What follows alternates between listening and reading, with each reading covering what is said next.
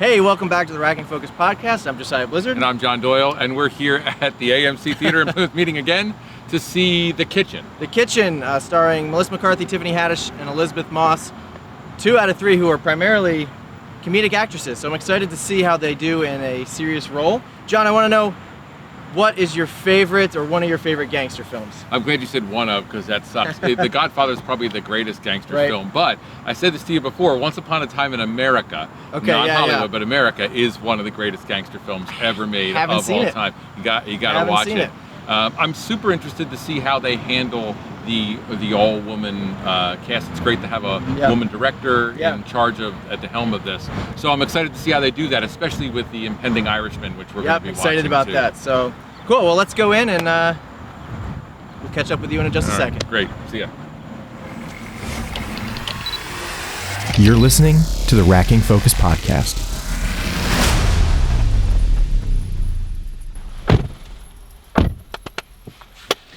You're gonna get hot, man. Your window's up. It is up. I may at some point open up the sunroof and we'll get some light in here. Okay. What did you think? You're gonna ask me first.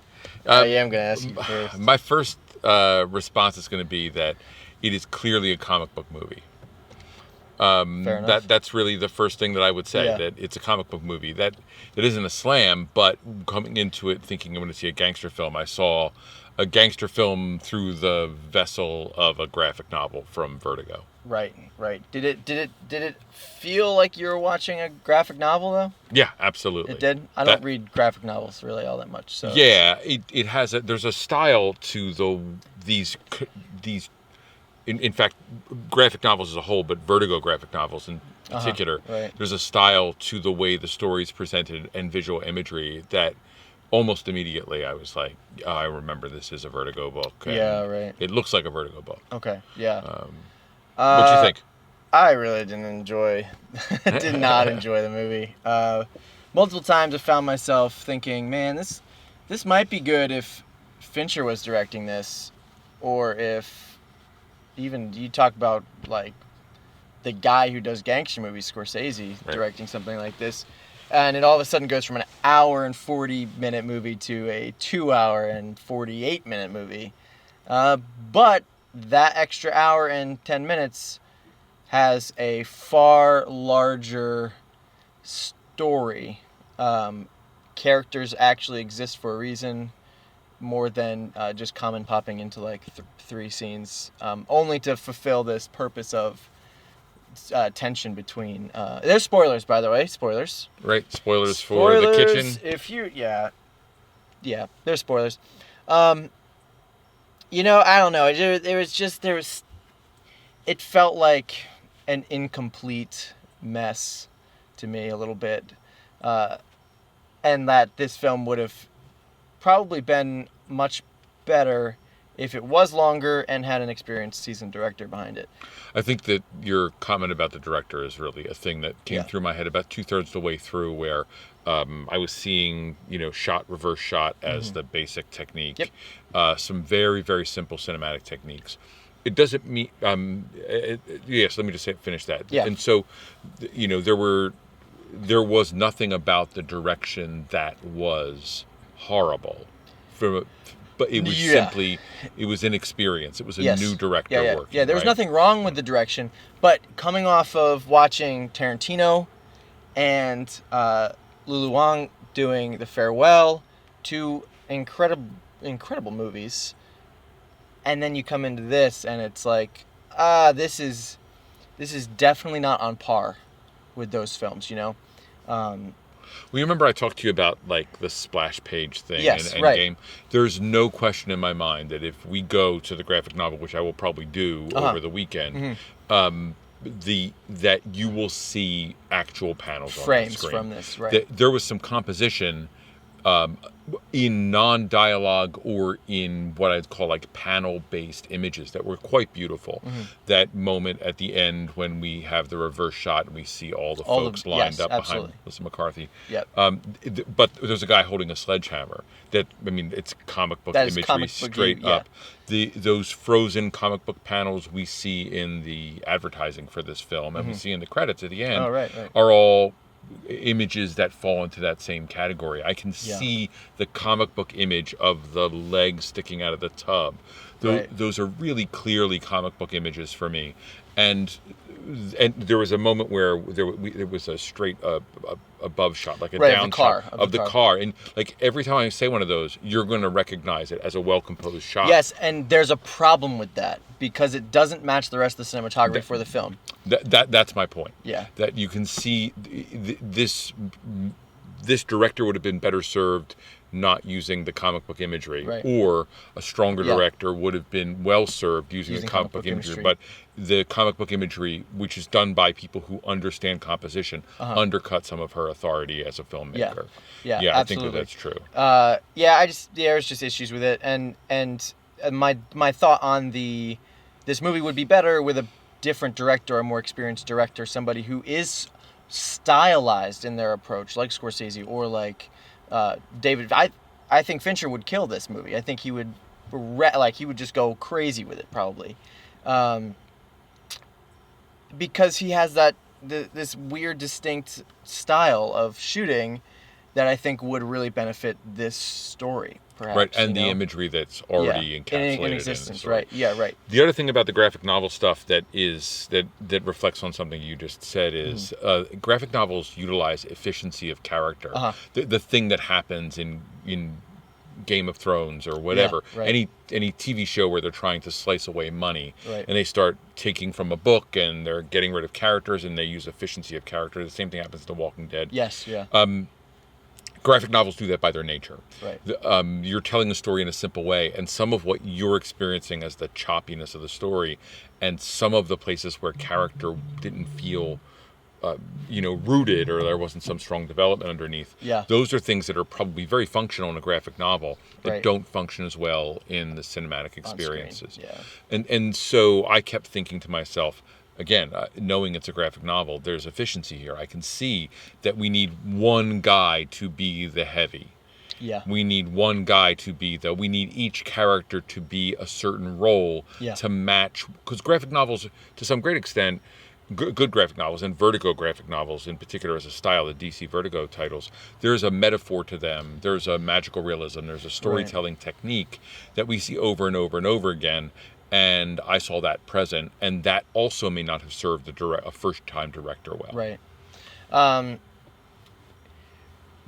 We never hit the start button on this timer. Oh, we didn't hit the start button. Let me find out. Let me find out where we are. Yeah, why don't you do that while we're sitting here talking? That's ridiculous. We're 7 minutes in. Okay, good. So I'm just gonna go down here. Here, and start. There we go. Cool. So now we're good. That's entertaining. So let's back off of that, because that's a really good thing. We have some directorial issues. Right at the front. And bleeds into the cinematography issue, I think. Right. Yeah. But I think your point about the cinematography being inconsistent is right. It's a strange thing. Yeah. That doesn't mean that the lighting was unattractive. There were moments where I was like, oh, that's well lit. Oh, no. Yeah. It is very hard today to anybody in Hollywood can make a pretty image. I can make a pretty image back at my house with this camera that I'm shooting on, which costs $1,200 and doesn't shoot raw. Like it's very easy to, I have pretty images on this thing. Right. This thing's better than anything I was shooting on in high school. Right. Like just outrageous. Yeah. So this lighting was great. I thought the composition was fine here, but it did not fit at times. I thought I actually enjoyed the color palette of the film. I enjoyed that a lot. It sometimes, it's night, so sometimes it feels like it's bleeding into this weird noir sort of thing, but then it'd be daytime and it doesn't follow those same rules. But no, I thought it was fun. Yeah, I'm anxious actually again to look at the graphic novel and see if that color palette is born in the artist's I imagine hand. the very heavy red. Yeah, I think that's probably true. Yeah. Yeah, and you have Hell's Kitchen.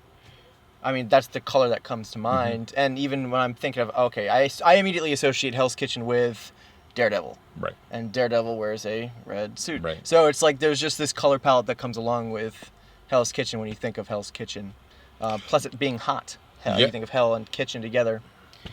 I don't know. I'm just rambling on now. So what about performances then? Let's switch to that. Yeah, good. I thought performances were were great. Like I said, it's nice seeing two comedic actors, Melissa McCarthy and Tiffany Haddish, play a serious role.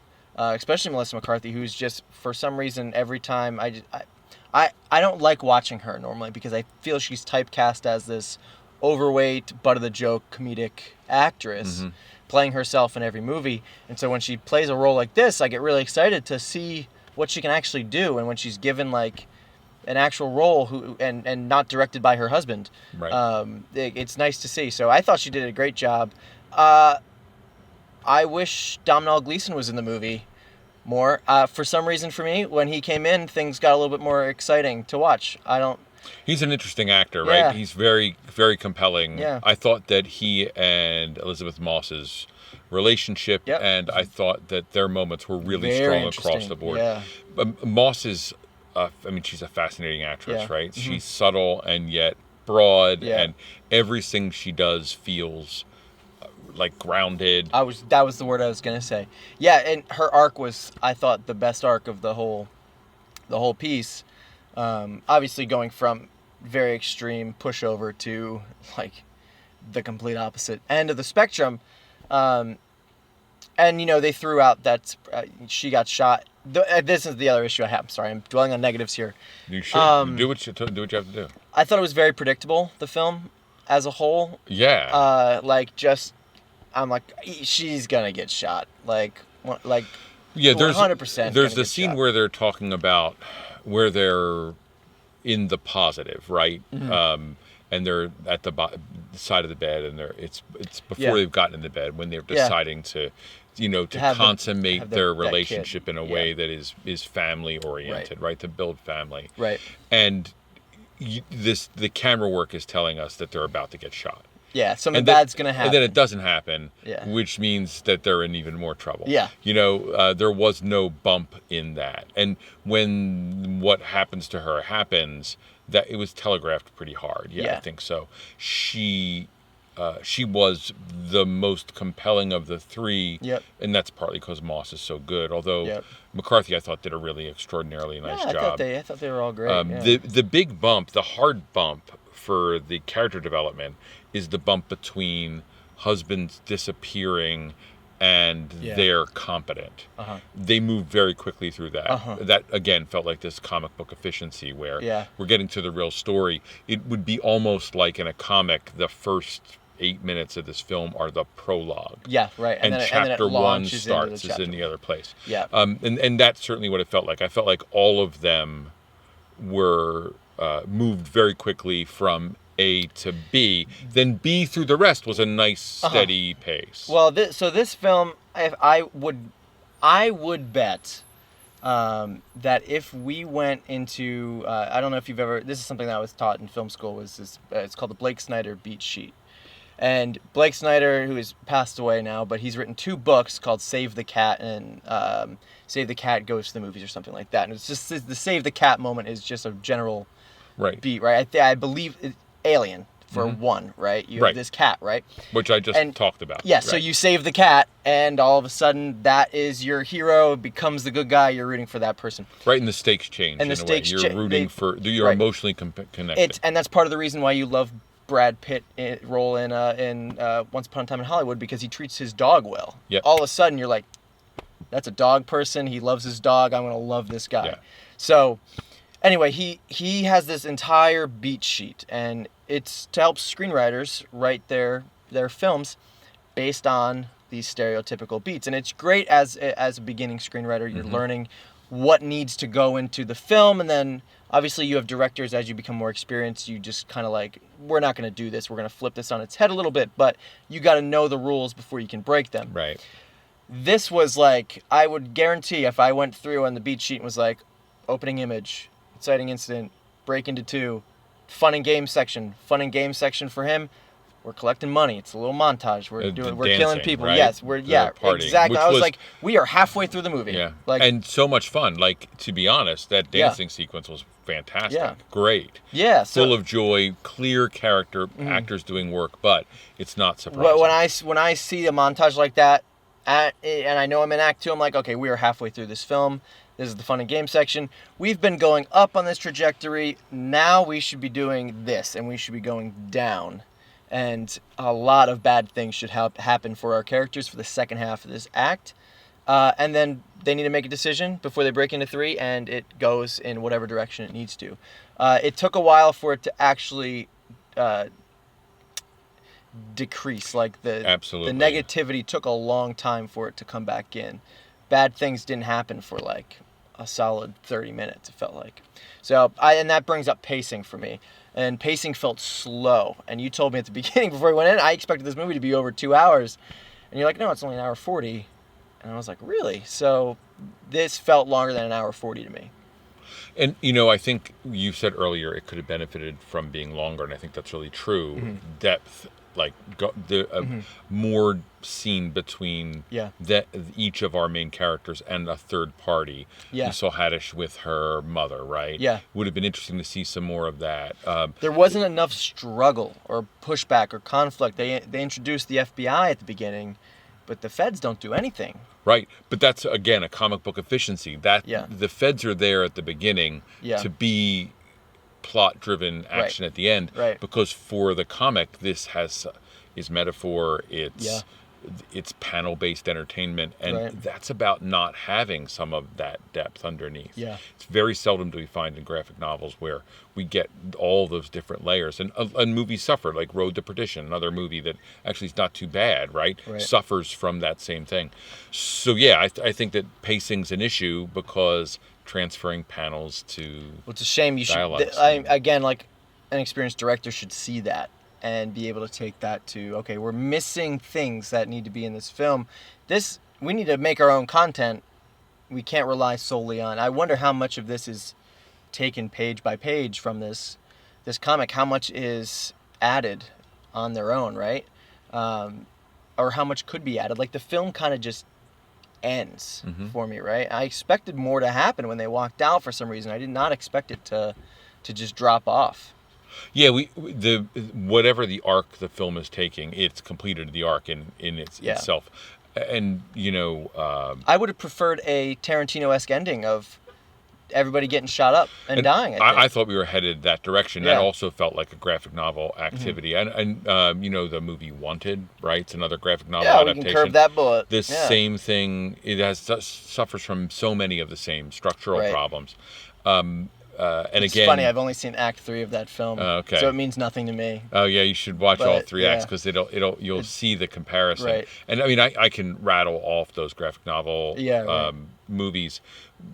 I don't want to undercut the fact that there were some good performances in this. No, and there were some really nice scenes. Yeah. The scene with what is his name? Camp, the guy who plays the gangster. Yeah. The first scene, Coretti, right? Right, Coretti. The first scene when they're in his office and they're making the first deal, I thought was a wonderful scene. Yeah, like really both scenes that he was in. Were, the second scene at the end I thought was really well done too.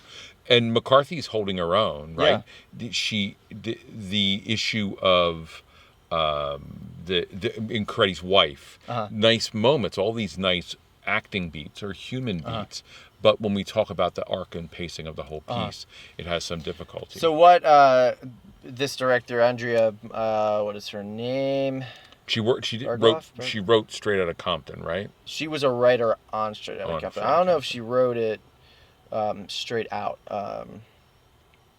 Sorry, let me find her name. Yeah, just pull that up. We'll just take Andrea Berloff. I think she's probably a really strong character director. She's probably great at directing actors.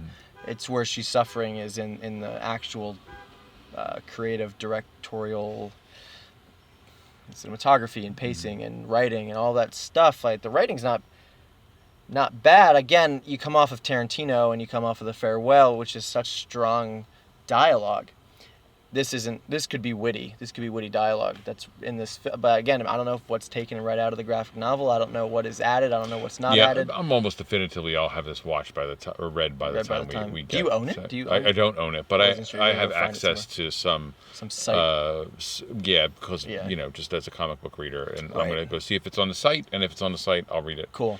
Well, let us know in the second half here, but let me ask then a couple other things. So ask one of the things. So I feel more strongly about the movie than you do, but I also don't think it's a masterpiece, right? I do want to say a couple things about women, and I want to say a couple things about music. So what should we start? Start with women. Okay. So I think it's really important that you have a female director directing this movie. I think so too. Yeah. I think it's crucial. I think this, in the hands of a male director, potentially could really have lost some of the subtlety that we're getting from those three actresses. I think you're right. Yeah. And from the men they're with. You get a different relational aspect that the director can bring to that project. Yeah, right? and he can understand something that the characters and actors need to do. And but the thing I want to say is I don't know if the movie ever really passes the Bechdel test. And the Bechdel test is that idea where two women don't talk about a man. Yes, right. And I actually don't know if there's a scene in here where that is really happening. Even in that last moment where the women are making a decision, or even in that last moment where women are making a decision, with Haddish's mother and her conversation, there is a man jammed in every single scene.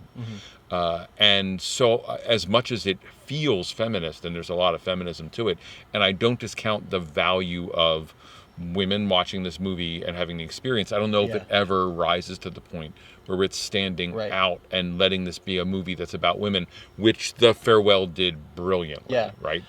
The struggle is that this is a film set in a man's world, right? And so they're taking over for these men, and so it's hard to not talk about these men as something they're trying to defeat in a way, right? Right. Even if they're talking about men, they're not talking about them for, like, I don't know. But you're right. I don't think, let me rephrase.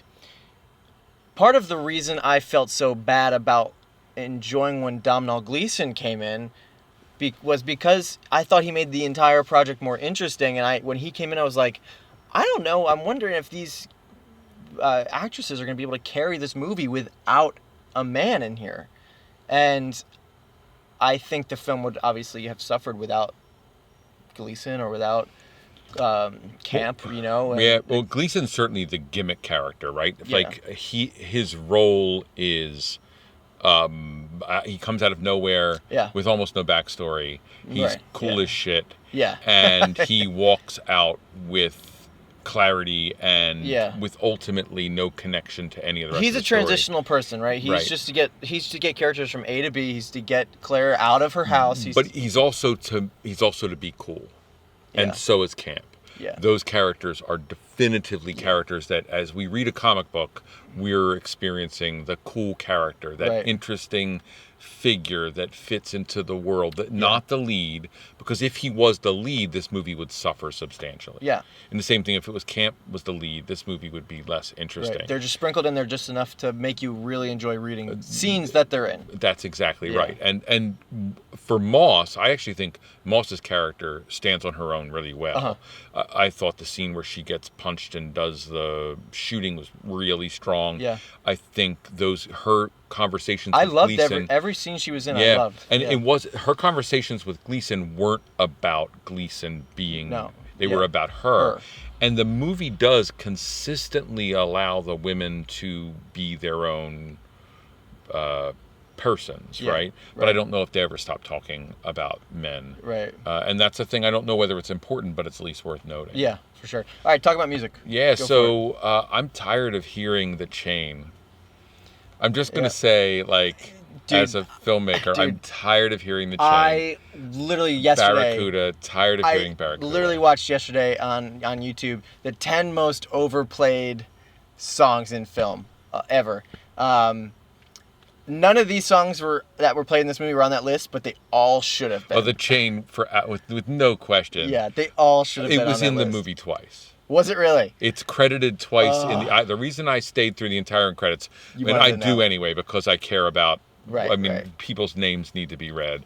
But once the soundtrack comes up, often I'm like ready to go. And I was like, no, I'm staying, because I swear there were two different ways of this being sung. And there were two different versions of that song represented in the clearances at the end of the movie. It was the one played at the end, right? One at the end and one early. One early was a weird mixed version of it.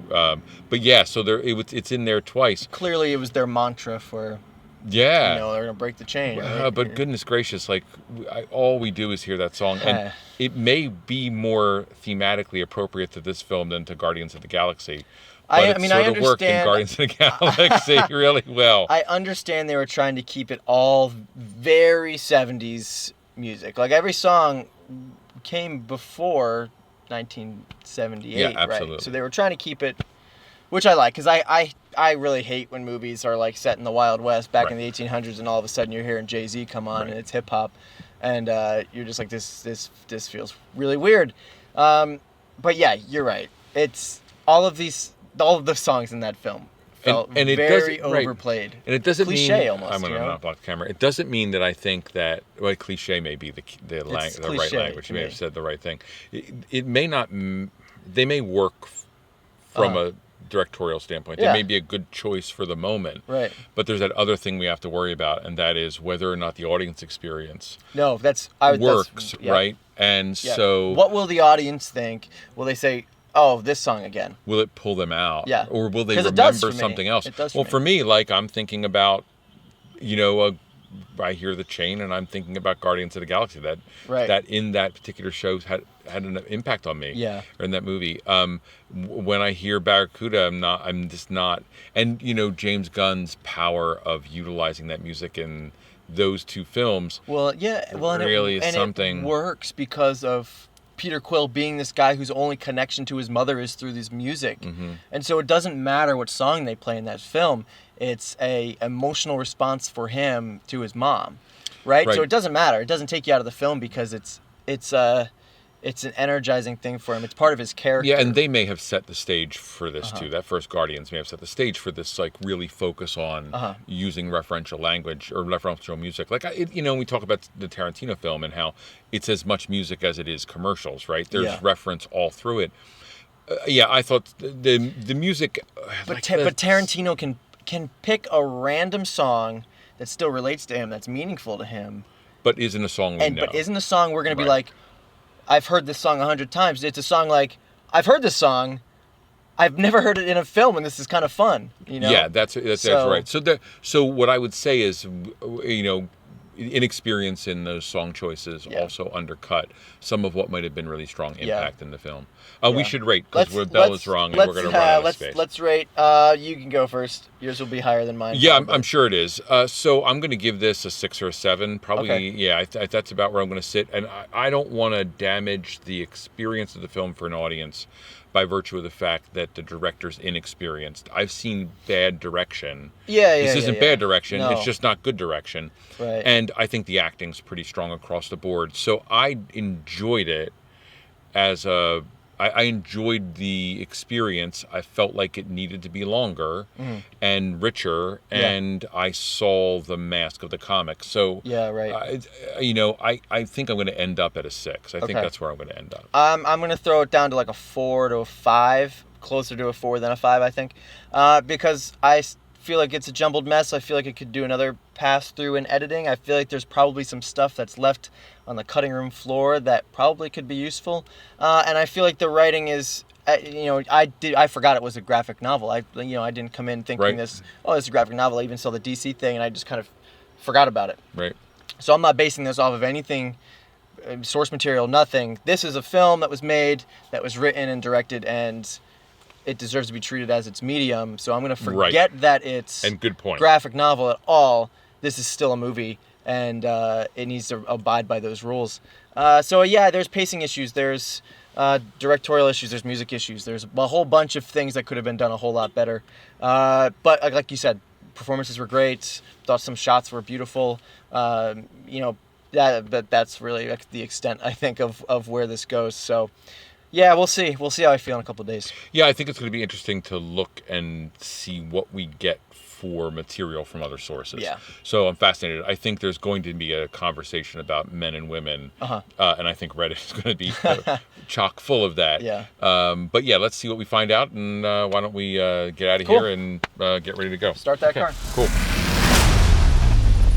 Welcome back to the Racking Focus podcast second half. We're now back in our home studio, or Josiah's home studio, and we're going to be talking about the kitchen with some reflections from things we found on the web and thoughts after the fact with some distance from the film. And so, Josiah, why don't we start by saying, has your experience of this film changed at all, having been away from it? No, I still don't like it.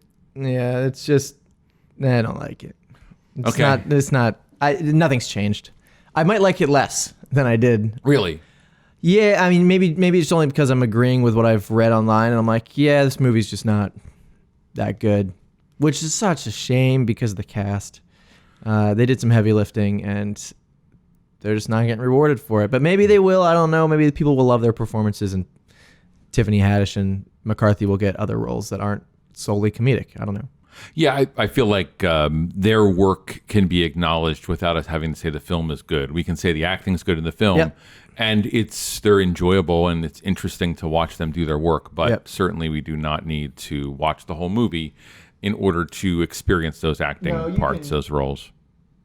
You can watch a couple scenes from this movie and understand their roles and understand how great of actresses they are, and that's really all you need. We talked about this quite a bit on our ride home because we couldn't just stop talking about it. I want to bring up the point that there was a moral compass. I mentioned this in the car on the way home. Didn't mention it in the car right afterwards. There was a moral compass in this film, which was Kathy's dad, who apparently was just really pointless in this entire film because there was no need for a moral compass, and based off of the comic book that we've just looked at a little bit, it seems like there was definitely no moral compass in the comic book, because what they're doing is crazy in the beginning of the comic. Although image for image almost, give or take the fact that this comic is drawn in a style vastly different than the film is presented in. Oh, yeah. That opening sequence of the guys rolling out of the building and getting caught by the police is all there. There's just no FBI as part of it. Okay. The deal making is done with a gangster, like a secondary gangster from the Italian mob. That is the deal making that's done instead of with the Common character, which, again, you called a point out that Common was almost purposeless in there. Well, and that's because Common's character isn't that character in the comic. Oh, that makes sense. So he's completely made up for this film. Jammed in. This is what I wrote earlier. I said the twist with Common should make me want to rewatch this film in the same way that I'm going to spoil Fight Club, just letting you know if you haven't seen Fight Club, plug your ears. The same way when we find out that Brad Pitt is just a figment of this guy's imagination, I'm like, I need to rewatch this movie now. Like immediately. Like the movie's ending after my first watch through, I'm like, I need to rewatch this movie. Did you hit record? Yeah, I did. You get good. I need to rewatch the film. But it should make me want to rewatch The Kitchen after finding out about this Common twist and pay attention to all of his moments in the film since he's playing both sides.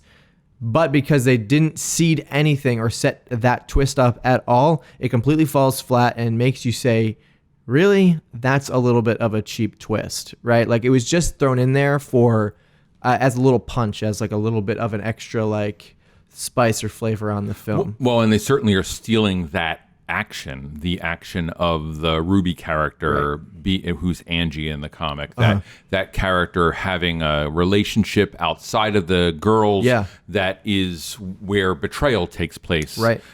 In the story, they just decided to skip all of the meat of that from the comic. That's something that gets excised, and so then you cast Common, who draws an audience, right? Common in a gangster film, there is an attraction to a kind of audience member to watch that. The issue I'm facing is that there's 2 black people in this movie. For sure. Is that right? You are calling out the issue I want to get to. So go ahead. There's 2 black people in this movie, and they get together, and they're on the same team trying to take down the white Irish. Like, I don't know. There's like this there's this theme. There's this thing that's happening with race, and I don't like it. Well, and they're the bad guys I mean, in a film full of white people, they're both the people they're the who betrayers, are right? the betrayers. Yeah. And betrayers of many, betrayers of their oath, betrayers of their friendships. They're about money. Family. Betrayers of their family. Yeah, they're betrayers of people who they're in a relationship with. All of the negative actions in the film drive out of the non-relationary negative actions drive out of Ruby's character, because Elizabeth Moss' character, as violent as she is in response to abuse, which is not part of the comic. It's a psychological response, comic, right? that is not There's part no of the abuse. comic. It's not abuse. And they loved each other, and it just weird. It's really a vastly different relationship, that role. But not to make this about the comic versus the movie, but the fact that those two characters drive that, because we have real empathy and sympathy. We have a real response to Elizabeth Moss' character. Right. She's beaten. She lost a baby. Right. She now finds someone she loves, who they want to have a baby with. That arc is an arc that, for all of the murder, is about relationship. We can get behind that. And the same thing with Kathy, right? That character is a family woman. Right, it's about protecting her kids. So different in the comics. It's just not there. And when we look at the movie, we feel sympathy for her. She's righteous. She's getting jobs for people. Right. None of that is happening for Ruby's character. Okay. And although they try and make it a race thing, right, where she's being abused by the white community for being black and brought into this community, that doesn't alter the fact that from a perspective of outside of the film, we're not watching the characters of color be the characters who are the least admirable in their actions. When I say admirable, I mean that in very traditional. There are people who are going to admire her actions, but I know that the folks who watched the movie with us responded far more to Elizabeth Moss's character than they did to Ruby. And that end sequence is like, oh, look, she got her. Right. But that doesn't play. And as a result, we can't have her at the end of the film do what the comic does at the end, where it's violent and tragedy. Right. Because that would be a nail in the coffin of her problematic character. She has to find a way to reunite. Well, and what's even more problematic was that you told me that there isn't a black character in the comic. And so they've transferred two black characters from the comic into the movie, like they weren't from the They've made up these two black characters, essentially replaced Angie's character with Ruby, serving the same purpose, but they made her black. They made up Common's character altogether, but repurposing other characters into him, right? And stripped out the underlying story that might have made it more palatable. Right. So if they added another 45 minutes to this film and added all of that meat from their relationship into the story, and decided to, let's disregard this twist altogether, let's just build them up as actual people in another relationship, it would have been more okay to watch, rather than seeing this betrayal from the two black characters that are the only two black people in the film. Yeah, and we talk about story. Look at the structure of the film. We see a relationship that isn't broken. A woman takes power. When that relationship returns, she tries to make it work and has to make a hard choice. We see a woman who is in a bad relationship, who finds a good relationship, ends that bad relationship, and then moves towards family. We see a third character who has a bad relationship, who has a good relationship reasonably, although the racial issue in the family's there, who gains no other significant relationship. Right. But she does. It's just we see it only as the twist, and they manipulate for the value of the twist ending, which isn't really that great. Right. They take away the character development that would have made this a movie about three women or three women in relationships instead of two women in relationships and one woman who's simply making the choices to advance herself politically and with power. Yeah. Anyway, that was just a thought that I had. I'm glad you kind of shared that same thought process. About a third the way through the film, I started to worry about it, and by the end of it, I was like, this is problematic. It's but it also it could be damaging, right? Yeah, but it also didn't matter. The film's not good enough for it to matter. You know what I'm saying? Like in The Lion King, when we make the call that the bad actors in The Lion King are all the actors of color, except for our lion, the old Lion King, except for James Earl Jones. We have this that is a thing where we can make that call because it's a good movie, right? The original is a really good movie, and as a result, we're like, oh, this is an imbalance. Here, it just feels everything feels so arbitrary, right? and arbitrary means you weren't thinking about the significance of the audience response. Right. That makes total sense. I want to also talk about, is there a double standard here? If the women in this film were replaced with men, would we have seen just another mob movie that's been rehashed 100 times? Is director Berloff is she pretty much just trying to be a cheaper Martin Scorsese? That's a great question. And I want to say, it's so difficult because the source material is 3 women. Mm-hmm. It is certainly, this movie strips the things from the comic that make it more like a Scorsese film. Right. You can feel all of the softening when you watch it, but that seems, I mean, it's okay when you're watching it, but now having it in respect now that you know that I've read, most of this comic series now in the short time we had between movie and this session, it's so different. The level of violence, especially the level of violence with women, the amount of sexuality we see. We don't see these women as sexual creatures in this film, and I don't want to see them as exploited sexy creatures, but their relationships are sexual with people, and the only person you see that with is Elizabeth Moss's character, Claire. Well, and we don't and really, it's because of a reconnection. There's a purpose for the sex to happen, because she has to trust a man to have sex with him, right? And so Gabriel coming along, showing that she's actually trusting somebody. There's a healing process that's happening from her abuse with her husband. And I admire actually that abuse arc through the Gabriel character. I admire that arc of the stories in the movie. That's the one that feels most like a real gangster story. Yeah. It has a flavor of Bonnie and Clyde, but with Bonnie in a more developmental role instead of the madness sort of a Bonnie and Clyde. There's this move that takes place. We watch a freeing of spirit. Moss's acting brings us in that direction, and there's tragedy at the end. That feels like a gangster story. The end of this movie feels so cheap. As charming as it is to see everyone standing behind Kathy's character and Gabriel walking out, because there's no way Gabriel can do anything else because the movie can't support any choice by that character. And Ruby's character reconnecting, that feels so cheap in the end for a movie that probably should end with tragedy. And not spend spoilers for the comic. If you haven't read the comic, you should read it now or not. It's available on Comixology as part of the Comixology subscription. It's tragic. That is a tragic comic book. Yeah. So, I mean, those were really the only 2 thoughts I had. Yeah, because there was nothing new. I mean, I'm watching this movie and I'm thinking back to this movie and I'm like, I just don't feel like they did anything new other than swapping the gender roles. That's the only thing and it was purposeful, obviously, and there's source material to back it up. But it feels like the comic was way more feminist rather than this movie was, right? Like this.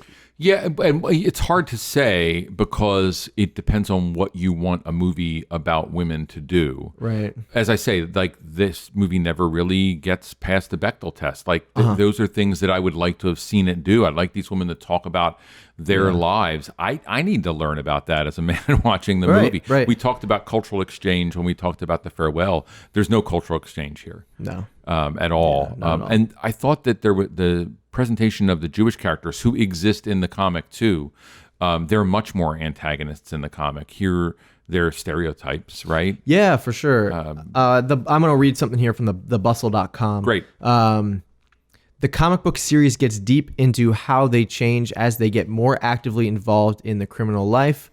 While seeing women in traditional male roles can be empowering in itself, the fact that the Kitchen comics also make sure to dive into its protagonists' psyches and personal lives makes it an undeniably feminist series. Right. Which I think we're missing out on a lot of in the movie. We don't get a lot of personal life. We don't see her with her kids that often. You know what I mean? Like, they're throwaway lines that are more they're there to remind aphorism. you she still has kids, just letting you know she still has kids, she's still trying to be a mom. And her kids come in only as a plot device for her to drive kill the her end husband of the and move things forward, right? And then she says it wasn't for them anyway. Right. So they're literally disregarding the entire thing with the kids. So there's so many issues with the film, and we were mentioning in our previous section that it's a directorial issue, it's a writing issue as well, which just so happens the writer's also the director. So, and what's tragic, right, is there's source material to work from, and certainly it's a long, like it's 6 books of comic. It's a long unit that to be turned into the smaller. You have to cut things out. Like I understand that, and you can't cut out a major character. You can't strip that down, but that doesn't preclude the fact that there's writing material to use. It's a Game of Thrones problem. Right. So whenever Dan and Dave used the direct source material, like dialogue straight out of the books, season 1 is like it's breathtaking, right? Yeah. By the time we get to the end, those characters are no longer speaking in the way they did because the great writer, even though he's slow and probably isn't going to finish the series, George R.R. Martin is a great writer, at least in that genre. Right. His voice is no longer there, and Dan and Dave are really producers. Right. They're not necessarily the best of writers in the world, and certainly not writers of that genre, and we see that fall apart. Sure. And here, I think, we need to be conscious that the comic is written in a way that needs to be emulated perhaps more than would this film benefited from not making it a movie and making it a limited series, a miniseries? Would it have been better as 10 episodes? Well, I think for sure when you adapt comics, we're going to see the adaptation of these graphic novel style comics, and especially the Vertigo titles, almost all are going to do better in limited series. I am so excited for The Watchmen on HBO. And I know that it's not the comic, but it is going to follow the structure of that. And episodic work is what comic books are. Right. They are designed a certain way, and putting those onto the screen. That's why they have volumes, right? That's there's exactly different there's issues that come out. I mean, a Walking Dead film would be a disaster. Yeah. It would be a complete disaster. I have issues with the series, but that's fine. A superhero yeah. is different because but here's the deal. The Marvel Cinematic Universe works because it's a series of comic books, not a movie. Yeah, Every other time they've tried to do it, they've done it in isolation. These movies know they're all part of a giant extended comic book story. One giant movie for Marvel is an issue in a comic. That's exactly right. So that movie becomes a comic in what would be, we'd consider like an intra-comic, system-wide, comic-wide storyline. Just a chapter in the book, right? Yeah, chapter in this larger epic story called Endgame, right? Or called the Infinity Gauntlet. That's what phases 1, 2, 3 are. Right. And those things are what comics can do. I think it would be much better. It's why the Daredevil TV series works. It's why the first Jessica Jones, whether you like it or not, functions. Yeah. It's why the first Luke Cage functions on Netflix. But the later, after they get out of that... Talk about Iron Fist? I'm not going to talk about Iron Fist. That's a complete disaster. I didn't know how to break that at all. But it's why the other two Daredevils, even though the second series isn't as good, they're following comic arcs. Yeah. And the stories follow the arcs and they can get through the episodes. Here, we're not in that case. No. We don't get that broken down. And by curtailing it, it really falls apart. I though want to say that for all of that, and we have to nail the director, and that feels bad because the acting's so strong almost across the board. Yeah. And Common's charming, whether he gets 5 lines or not. There is such a hand of the producer executives. We talked about this in the car. It's that only screams more clearly to me as I read the comic, as I read articles about it. I have a quote here. I'm just going to pull. This is from The Observer. The truth is, this film represents a troubling trend in films today where production and marketing types think they can get by providing shallow examples of things that are in the popular social zeitgeist. Women being tough nails characters, for example, and act like that's enough. And it's what killed Godzilla. It's what killed Dark Phoenix. We see these... We see executives, we see the industry moving into the hands of the filmmaker and preventing them from taking the risks that make better films. And although they may not guarantee $1 billion, they guarantee a quality film that will last over time. Right.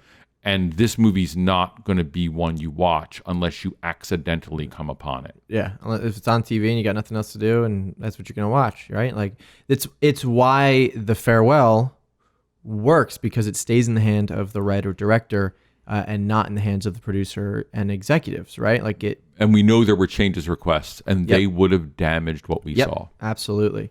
Do you want to read some reviews? Yeah, why don't you read some reviews? Rotten Tomatoes. Let's see what we can do my second check here. Let's see what we can find. So let's talk about real quick the meters.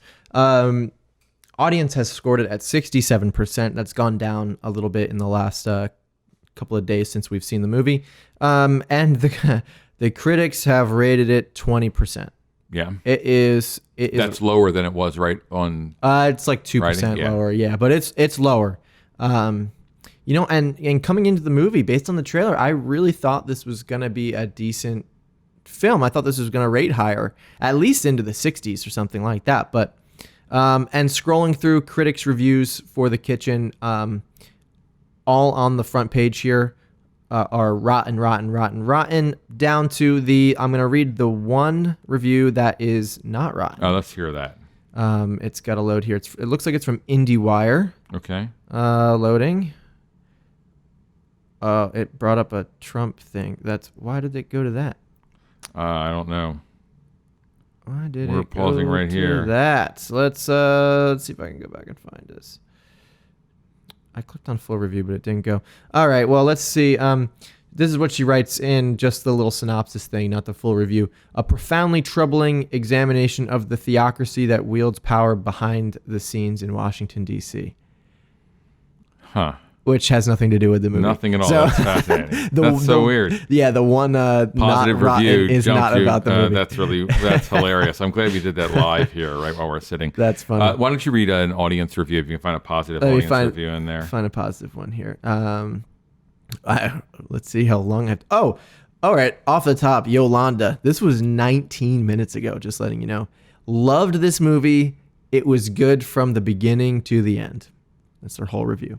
Following that, though, is from an anonymous 31 minutes ago. Half a star was given. Another girl power movement movie where men are the bad guys. Don't see the film. Well, and I don't know if that's what it is. One of the things I read in an article, and I'm going to miss where it came from. I'll try and reference that in a second, is that the movie does not spend anywhere near enough time with the men, and as a result, it's on the refinery29.com.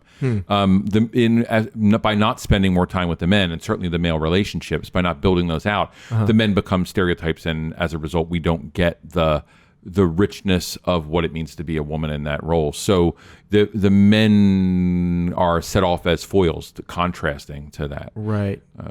Somebody go ahead. writes here that I did not even think about. Okay. They said they gave it a 4 out of 5. The setup for the next installment could have been better, but I'm intrigued to see where part 2 takes us. Overall, excellent script and acting. I did not even think about them doing a second movie. We're thinking. Based on the reviews, I cannot imagine that they're going to even get funding for a second film.